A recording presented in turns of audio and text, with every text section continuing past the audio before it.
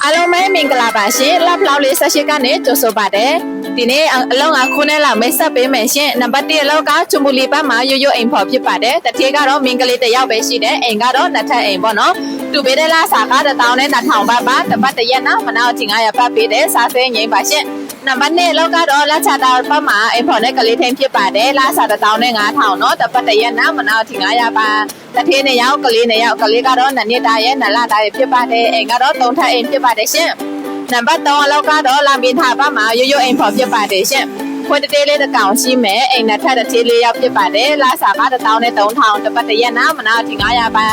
နံပါတ်4အလောက်ကအာလီပါမှာရိုးရိုးအိမ်ဖော်ဖြစ်ပါတယ်အိမ်တုံးထပ်တစ်သေးလေးရောက်ပေါ့နော်ကလေးကတော့တစ်ယောက်ရှိတယ်ရှင်ကလေးကြီးဆရာမလို့ဘူးနော်တူပေးတဲ့လာစာ1000နဲ့2000ဘတ်ပါတပတ်တရက်နာမနာအထင်900ဘတ်ပေးတယ်နံပါတ်5အလောကတော့စုခုမစ်97မှာရိုးရိုးအိမ်ဖော်ဖြစ်ပါတယ်တစ်သေးကတော့3ယောက်အိမ်နဲ့ထပ်ခွေးနှစ်ကောင်ပေါ့နော်အဲ့မှာအိမ်ဖော်လုပ်တဲ့လူက2ယောက်ရှိထားတယ်ရှင်တူပေးတဲ့လား1000နဲ့3000ဘတ်တပတ်တရက်နာမနာအထင်900ဖြစ်ပါတယ်ညီမပြောရတဲ့အလုံး5ခုကိုစိတ်ဝင်စားတဲ့ဆိုရင်တော့ရုံလာဖော်လေး18မှာအမြန်လာစမလို့ရတယ်ရှင်ရုံနဲ့တိုင်းဖွင့်နဲ့ရုံပရက်မရှိဘူးเนาะစမခလည်းမရှိပါဘူးရှင်